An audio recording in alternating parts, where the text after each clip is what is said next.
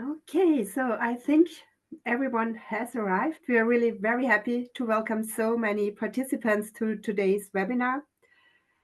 My name is Stefanie Meyer. I have the pleasure of being one of the speakers of today's webinar. I hope everyone can see the screen with our presentation for today. As you all know, it's the first webinar in the European Webinar Series of the VIPROM project.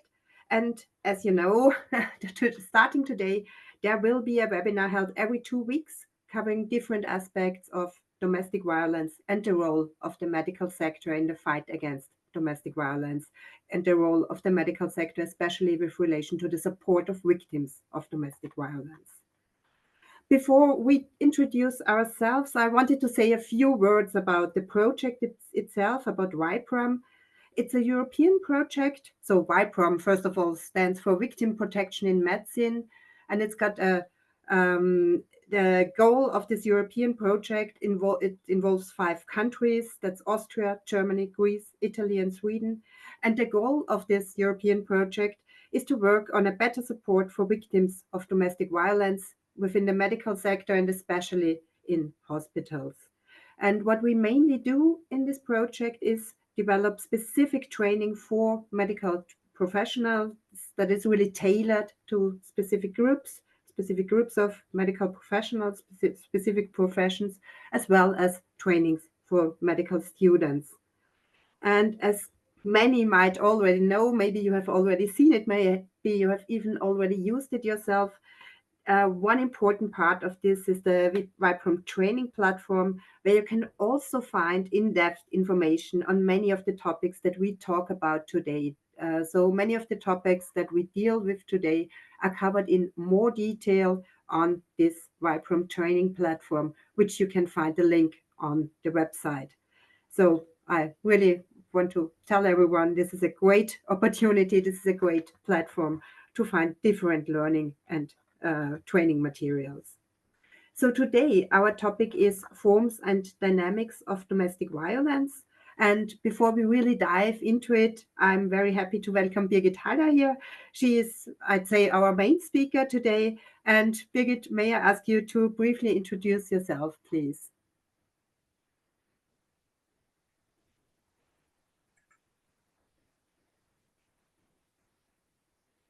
Now it works out.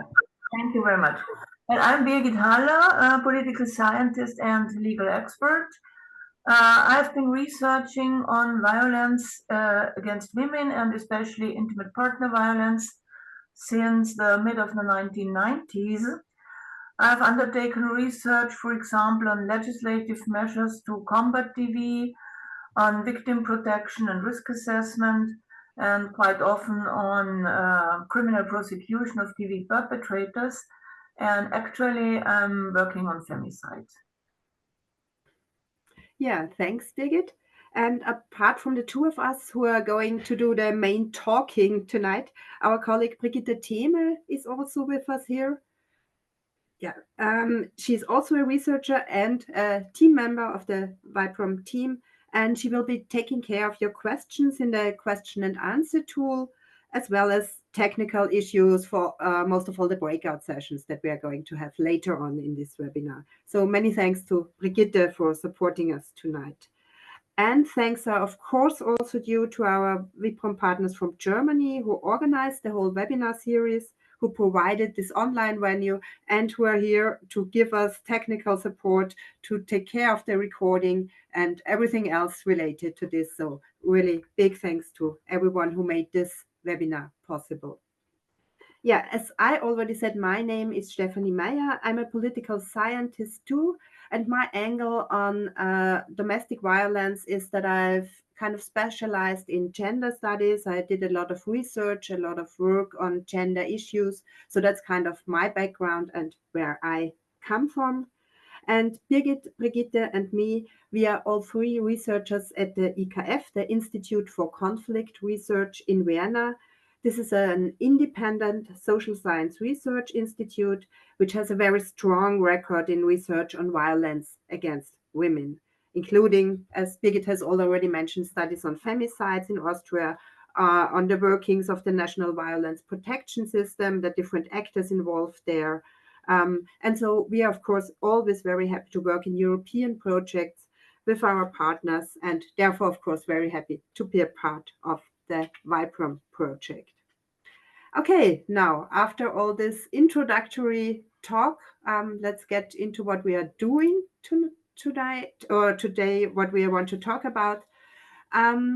Yeah, we have prepared a talk about several different topics. First of all, we want to kind of lay the groundwork for this whole webinar series by talking about definitions of domestic violence. What is domestic violence actually, and what is intimate partner violence?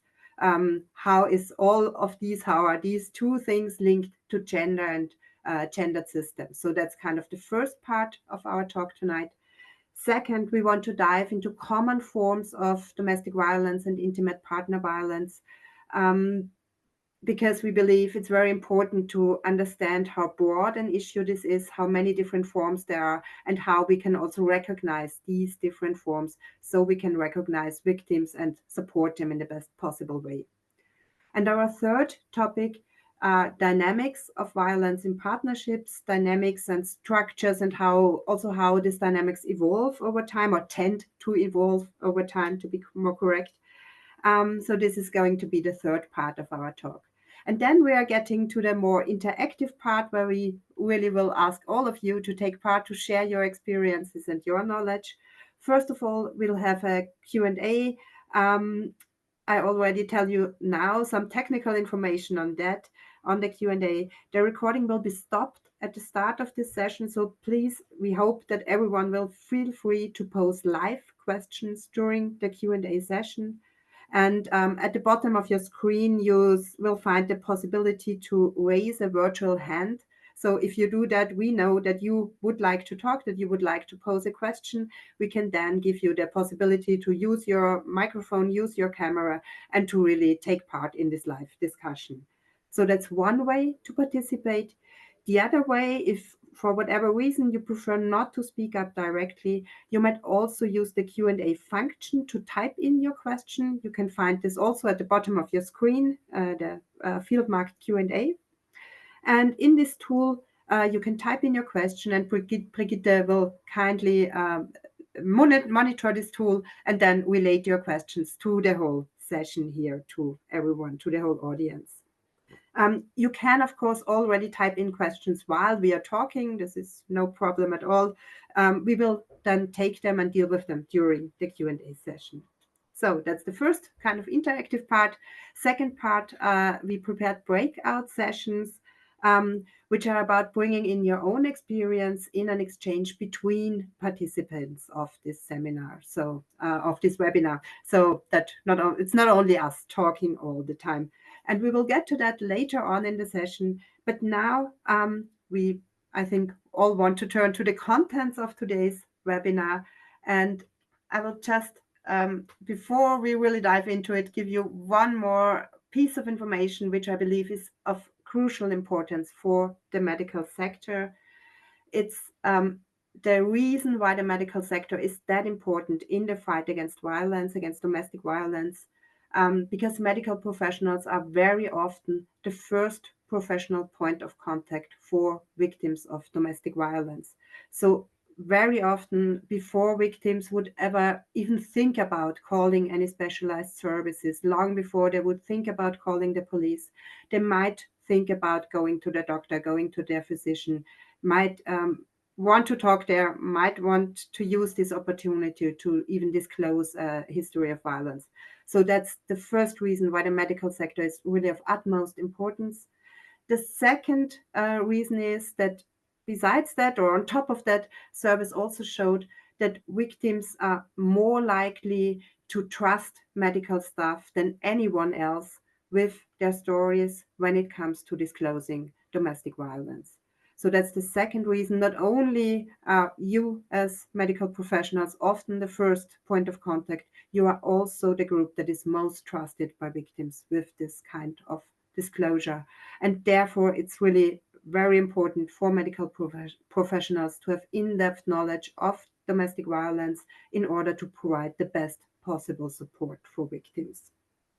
Yeah, that's what I wanted to say in the beginning, and I'm now handing over to Birgitt, who will dive more into our topic. Thank you. So let's start with chapter 1. What is domestic violence and what is intimate partner violence? The term domestic violence is mostly used for violence against women and children, but it's important to know that it includes any relationship, for example, also violent behavior of a juvenile against his or her father. Here you can find the definition used by the United Nations. Domestic violence is defined by the UN as a pattern of behavior in any relationship that is used to gain or maintain power and exert control over an individual within a family or a household. The key words here are power and control. I will come back to this later. Violence or abuse is not only physical violence.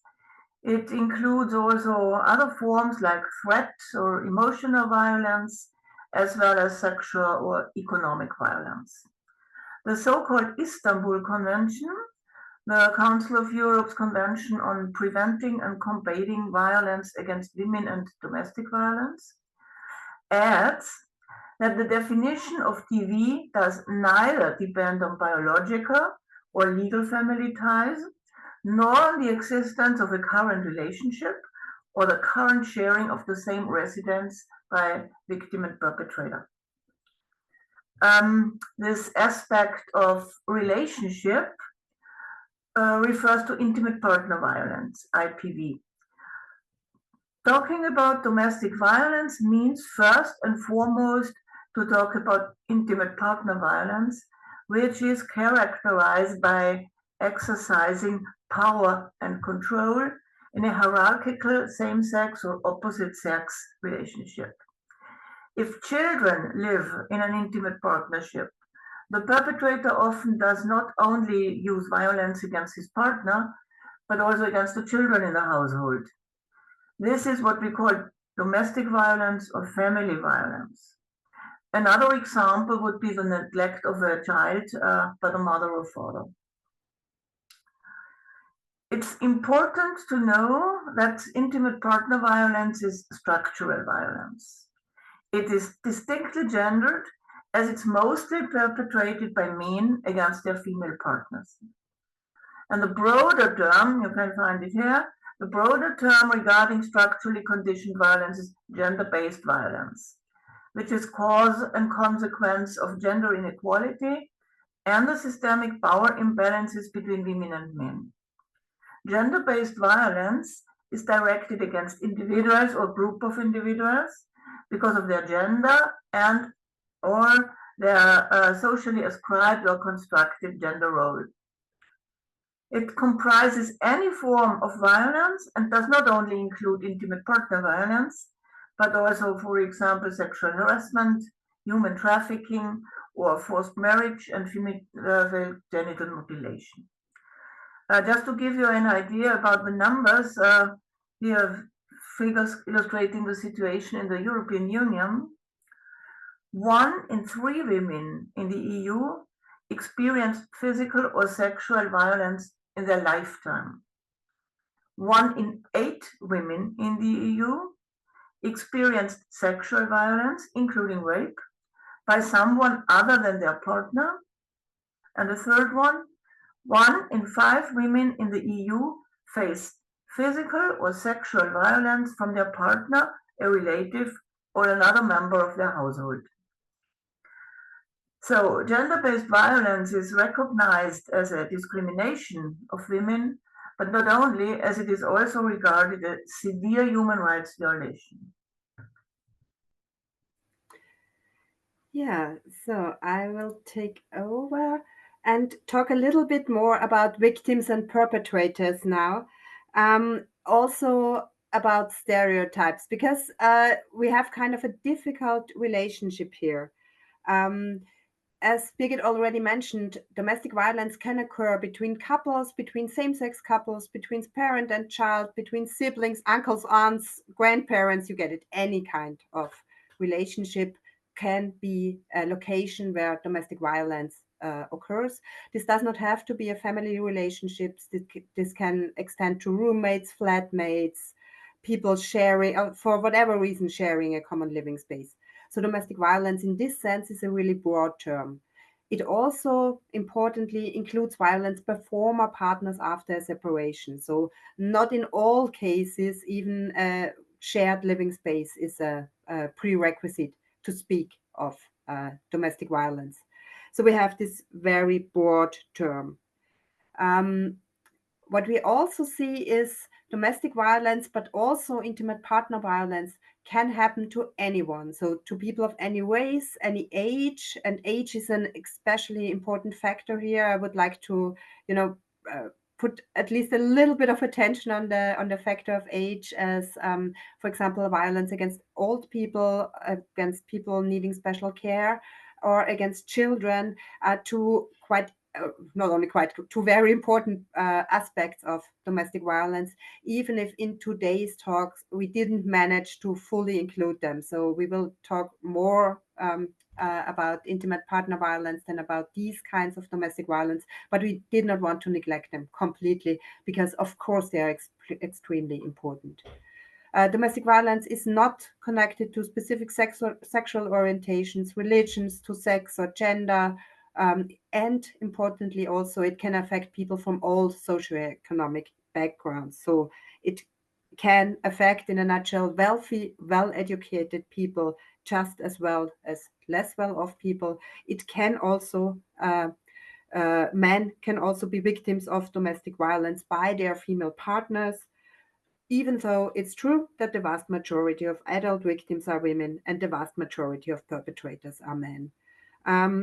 So summing this up in a nutshell, looking at the aggregated level, the level of statistics, we see that the patterns that Birgit just described, with domestic violence being a highly gendered issue. But if you look on the level of individual cases, so the level of the patients coming to see you and to seek help, this is not necessarily the case. These individual cases not necessarily match statistical numbers or statistical patterns at all. So that's always important to keep in mind. And this is why it is so important to understand that there's neither a typical victim nor a typical perpetrator. Each and every individual victim of domestic violence deserves the best support and care available. So that's really important to keep in mind. And stereotypes are harmful, as non-typical situations might not be recognized and might go unchecked if one operates on the basis of stereotypes. So non-typical victims, like men, for example, often face additional barriers for disclosing domestic violence, as they might find it very hard to be heard, to be believed, and to receive the necessary support. Still, you will notice that our presentation is mainly focused on the more common constellation of male perpetrator and female victim concerning intimate partner violence. And after some debate, we decided to keep this focus for three reasons. First, this is the constellation that is far more common than the other way around. So it is also the one that you are more likely to have to deal with in your professional lives. And second, and that's thanks to feminist movements, it is also the situation that most research on the dynamics of violent relationships has been done on. And third, just as Birgit explained, in connection with intimate partner violence and gender-based violence, it is, of course, everything but a coincidence that DV is so heavily gendered. So this, of course, tells us a lot about gender relations more generally. We included some examples in our talk to broaden that image, to show a number of different situations, but in the main part, we will focus mainly on men's violence against women. But we still like to ask you to keep in mind that domestic violence is a broader term that includes different situations and pertains, for example, to intergenerational violence as well as to partner violence. And having said that, Birgit, I would ask you to take over again and talk about the common forms of domestic violence. Yeah, I want to give you an overview on those common forms of domestic violence. Here you find again a quote. Domestic violence is more than being beaten up. It's more than not allowing you to see your friends, not allowing you your own money. It's controlling your life in every possible way. No one can see it. And again, the word which sums up the described forms of abuse is controlling. Let's first look at the illustration. Let's start with physical violence. When talking about violence, everyone thinks about physical violence. Its consequences are visible, and therefore it's the most prominent form of violence. But with regard to IPV, intimate partner violence, and domestic violence, it's important to know that those different forms of violence are not mutually exclusive. In most cases, there is a combination of several types. Examples for bodily harm are not only battering or killing a person, but also anesthetizing a victim or locking the victim in her apartment. Femicide is the most striking form of physical violence. In all European countries, causing bodily harm and pain is punishable. The consequences are visible and bodily harm can easily be proved. Not all other forms of DV are considered a crime in every EU country, and it's sometimes difficult to receive evidence for other forms of crime. Therefore, an assessment as a crime cannot be based on a national criminal code. The term sexual violence is also almost self-explanatory. It comprises any form of sexual activity without the victim's consent by using pressure or coercion. Apart from rape, other forms are sexual harassment, forced abortion, or forced sterilization. Other than physical violence, psychological or emotional violence is generally not visible, but nevertheless it causes harm. The victim's self-confidence is attacked by verbal insults and humiliation. They are put under pressure by gaslighting, what means to manipulate and confuse a person, or by the threat to murder them or to commit suicide. Coercive control. Psychological violence, I just mentioned, is very effective when it comes to exercising power and control. And therefore, it's a crucial aspect of coercive control which characterizes intimate partner violence. Perpetrators manipulate their partners, isolate them from family or friends, behave in a jealous or possessive manner, control their partner goes, whom they call, or whom they spend their time. It's almost impossible for a victim to leave such a relationship. Next would be economic violence, which may present itself as withholding access to money and as a prohibition of education and professional activities to make the victim dependent of the perpetrator. It also takes place when someone is manipulated to assume financial obligations or when property is concealed.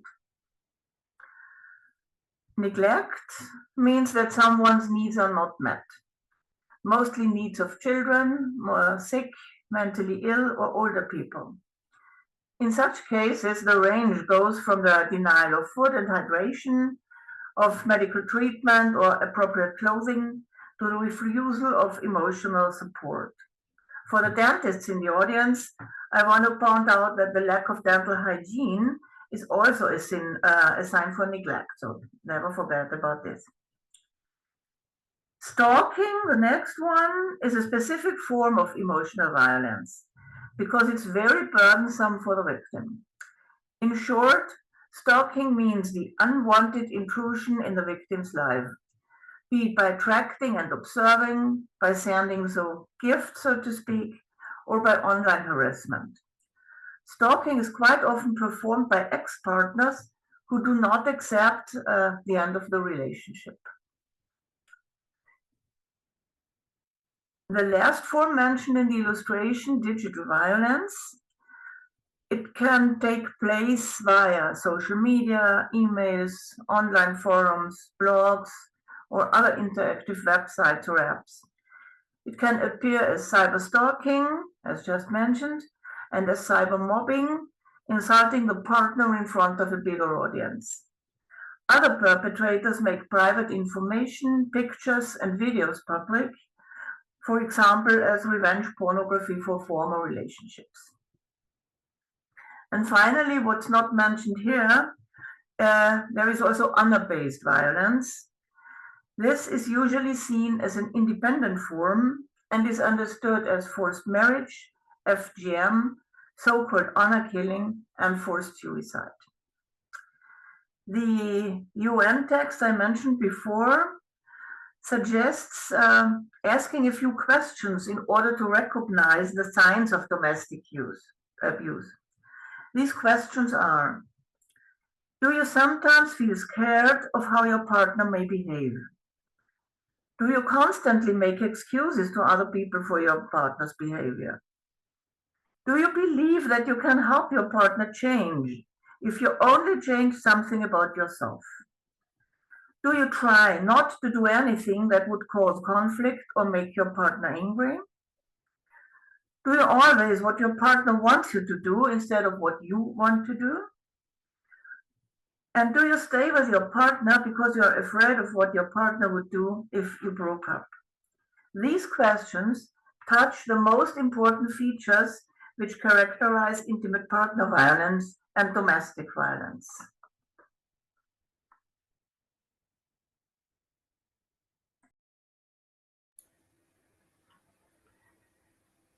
Okay, thank you very much. I'm now taking up exactly this same issue of different forms of violence. But I wanted to show you maybe a little bit of a more practice-oriented or more example-oriented approach to this. We have picked several comics, and again, you can find more on the learning platform, which show examples of how these different forms of violence might play out. And the first one we picked is an example of neglect. It's the case of an older lady saying, I have recently been very sick, and my son living with me doesn't feel the need to support me or help me out. He wouldn't even take the time to come visit me in the hospital. And then you see her thinking, I feel like I was let down and left alone when I needed my son the most. And baseline is, this is not okay. The behavior is called neglect. What this, I think, shows very well and why we picked it is that it is kind of an everyday example. And we picked it to give an example of how violence does not only start out with physical violence or with an aggressor really consciously intending to hurt the victim, but still actions, or maybe rather inactions, as in this example, might constitute forms of violence as it leads to victimization and it maintains power. In this example, power is maintained by making this old lady feel in a very harsh, very brutal way that she is dependent on her son and her son's goodwill. So that's what we wanted to show with this example. And we have another one here. This one is about a person, a man, I think, in a wheelchair who says, my partner knows my phone's PIN code. All of my messages are read, and I feel like I can't chat with my friends freely. And again, we see this is not okay. This behavior is called coercive control. So in this example, it's a partner controlling the social life of the victim through monitoring the phone. And it can hardly be stressed enough, I think, how important this type of control is in the context of domestic violence.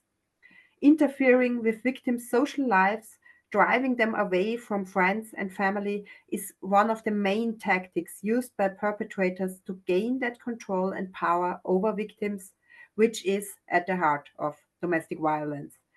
And it is important to note that such control over a victim's private life might also come in the guise of extreme protectiveness and extreme care, so not necessarily in an outwardly aggressive form. So This might well be kind of disguised as, I care so much for you. I have to take care of what you do and who you see. We have a third example here. This is one of economic violence. In this case, it's a man who's saying, well, I want to go back to work and make my own money, but my partner keeps telling me that I should stay at home for the sake of our children. I don't like being financially dependent on her. And just thought, not spoken, I feel like she has all the power to decide what I am allowed to spend her money on. So here we have an example of economic violence when a partner controls the finances and hinders the victim from becoming economically independent. Our comic shows this kind of in the less common situation of a man being held economically dependent by his female partner. Of course, more regularly, we find the situation reversed with, for example, a husband keeping his wife economically dependent. And it might also be important to note here that economic dependency might not always mean being outright denied access to money, or, as in the example, denied the right to a job, the possibility to go to work. It might also come in more subtle forms, like signing off on a shared debt that might then be an effective way for a perpetrator to keep the victim economically dependent, as a separation might confront her with an amount of debt far beyond her financial means. So again, also economic violence comes in many shades and is not always this kind of easily recognized. The last of these I wanted to show you is a case of psychological violence.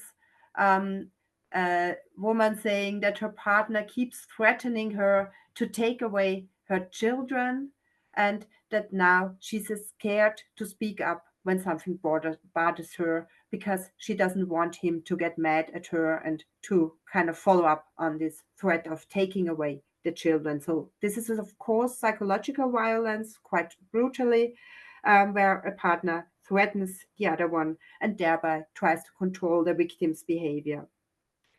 Threatening to take away the children is quite a common strategy of perpetrators.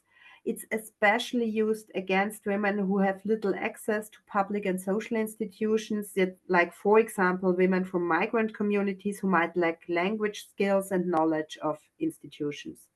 So even though in most cases, in reality, it would be very difficult for a partner to take away the children, the threat can be highly effective as it plays upon mothers' worst fears. And in one of our research projects, we found that, for example, misinformation really designed to create fear of the Youth Welfare Office was spread by perpetrators in specific communities. So this is really a strategy that is quite commonly used. We picked these examples, and again, you can find more on the training platform, to show some of the different, some of the maybe less well-known or less easily detectable forms of domestic violence. But last, but of course not least, we also wanted to show you one comic showing physical violence. Here we have a woman saying, whenever my partner and I get in a fight, I'm pushed and beaten. My partner always apologizes afterwards and says it wasn't meant badly, but I have been hurt a few times now. And of course, this is not okay. And we all know this behavior is called physical violence. We would all recognize that. I picked this example for the main reason that the second picture already leads up to our next topic, to our next issue, with this woman saying, my partner always apologizes afterwards and says it wasn't meant badly. And here we see one strategy of perpetrators that's very, very common in domestic violence. Yeah, this, as I said, leads us directly to our next issue, which are the dynamics of violence in partnerships. And Birgit, I would ask you to please take over again. Thank you. Well, to be correct, to be more precise, we should call it dynamics of violence in intimate partnerships, because it's restricted to intimate partnerships. This model was developed in the late 1970s when it was found out there is a three-phase model in intimate partnership violence: tension building, and then erupting violence, and then a honeymoon phase. Beginning with tension building, it's important to know that every act of violence is usually of physical violence, is usually preceded by other forms of violence, such as intimidation or psychological abuse, which aim at shaking the partner's self-esteem. Verbal abuse, and now we are here in the tension phase, verbal abuse starts to emerge and the victim tries to de-escalate. She avoids conflicts, she tries not to make any mistakes and not to stand out. In most cases, there have already been violent phases earlier. And in this stage, the perpetrator begins to justify the past violence in a variety of ways, and he makes new accusations of guilt. And the victim's so-called good behavior cannot stop this cycle, and the tension rises until the situation escalates. Victims usually state that the violent attack came, so to speak, out of the blue. It has nothing to do with her behavior. She cannot influence it. And the trigger often comes from outside, for example, from the workplace. But immediately after an episode of physical violence, when the intensity of the effect subsides, many men regret their violent behavior. And many of them make serious efforts to be responsive, to be friendly and attentive, and they downplay the severity of the violence. But after a certain time, and this may be only days or months, the perpetrator feels restricted in his freedom and he is frustrated. And his behavior increasingly resembles the pattern they have promised to discard. And then the cycle comes back to this tension building phase. In the honeymoon phase, he promises everything possible to spend time with the victim and so on. Most abusive relationships follow this pattern. And understanding the cycle of violence means to understand why it's so difficult for a victim to leave the violent relationship. She has experienced that violence is followed by a phase of attentiveness, and therefore she waits for the relationship to improve and does not give up hope. Victims often take over their partner's accusations and victim blaming in these phases. But the cycle often accelerates, the violent acts become more severe, and the victim's life and her partner is becoming increasingly dangerous. So that's a short summing up of these three, of the cycle of violence with its three phases. Okay, sorry, I was a little bit too quick there. Birgit, sorry for that. This was about the cycle or spiral of violence.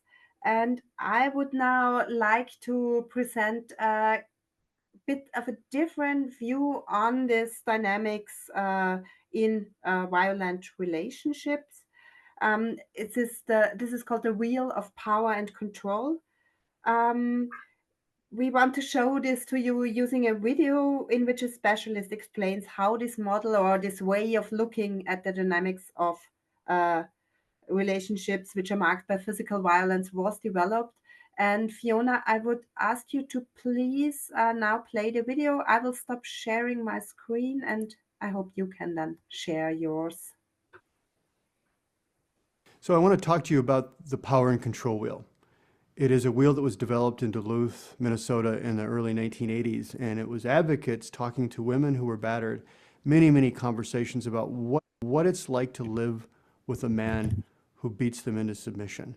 What are all the ways in which he gets this done? And when you look at the wheel, on the outside, you see this physical and sexual violence. And then on the inside, you see these 8 different tactics and ways in which they achieve this dominance over their partners. A lot of those tactics inside that wheel are things that might happen in other relationships that aren't battering, like emotional abuse. What changes in these relationships is when physical violence or the threat of it has been used in the relationship, it changes how those tactics play out. So for example, if a man comes home in a nonviolent relationship and announces to his wife that he's not going to do any domestic chores anymore, that would probably cause some sort of a sit-down conversation between the two of them. However, in a relationship where there's battering, if he comes home and announces that he's not going to do any domestic chores from this point forward, then she's got a lot to think about and how she wants to respond to that, because he's proven that he will use physical violence to get her to submit. And so the way in which those tactics play out changes when there's physical and sexual violence in the relationship. And then if you see that power and control in the middle, that's what he ends up with when he uses the violence and all these different tactics to dominate her. He ends up with power and control. Now, most men won't say, I want power and control over her. That wouldn't be their language. What they often end up saying is that I want her to shut the hell up. I want her to stay home. I want her to get the kids in bed. I want her to discipline the kids in the correct way. That's what he's trying to get. He has this way of trying to get her to constantly do or execute the world as he sees it. And the tactics are how he achieves that. Thank you very much, Fiona. I hope my screen is back up. Yeah, thanks for showing the video to everyone. I wanted to give just a few hints on why I think this wheel of power and control, although the model was already devised in the 1980s, still provides a very valuable lens for looking at abusive relationships. It once more lets us focus on power and control at the core of domestic violence. At the same time, it also shows that physical violence and its effects are interdependent on a whole range of tactics. And that's, I think, becomes most clearly visible in this this kind of wheel, in this kind of graphic image that symbolizes this dynamics. And I wanted to direct your attention especially to a few of these tactics. I'm not going through all of them, this would be far too long, but right there on the top, you see this using intimidation.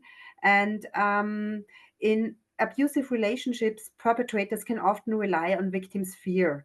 So as the expert in the video already said, having proven that he will use physical violence, it might be enough to use small gestures that threaten violence to reach this kind of submission, this kind of fear, this kind of giving in that perpetrators want to arrive at with their victims. So I think this is a very important tactic and something important to keep in mind. Having proven that a perpetrator is ready to use violence might make small tactics a very effective means to terrorize a partner. Another tactic I would like to point out is the one that's called minimizing, denying, and blaming. And here, especially the last two things that are listed here, shifting responsibility for abusive behavior and saying she caused it. And it's a bit similar to what Birgitt just before talked about in connection with the cycle of violence. These are tactics that are often extremely successful in the sense that the victims themselves then might believe that it is their behavior that needs changing, it's their behavior that's responsible for the violence. So that's really also something I think very important to keep in mind, that this really influences the dynamics of these relationships.